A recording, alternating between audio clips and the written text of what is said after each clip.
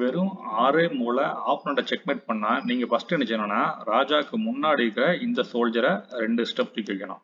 Opponent ஒருவேளை ராணிக்கு முன்னாடி இருக்கிற இந்த காயினத்துக்கு இந்த இடத்துல வச்சாருன்னா நீங்க இப்போ இந்த சிப்பாயை வெட்டக்கூடாது. அதுக்கு பதில் என்ன பண்ணணும்னா உங்களோட 2வது மூவ் இந்த குதிரையை தூக்கி இந்த இடத்துல வைக்கணும்.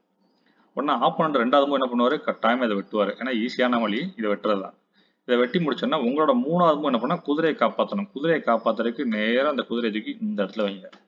இப்போ ஆப்பனோட 3வது ரொம்ப ரொம்ப முக்கியமான மூவுங்க. ஒருவேளை இந்த குதிரையை விரட்டணும்னு சொல்லிட்டு அவரோட 3வது மூவ் இந்த இடத்துல வச்சாருன்னா உங்களோட 4வது மூவ் என்ன பண்ணணும்னா ராணியை நேராக கொண்டு போய் இந்த இடத்துல வச்சுட்டு ராஜாக்கு செக் கொடுக்கணும்.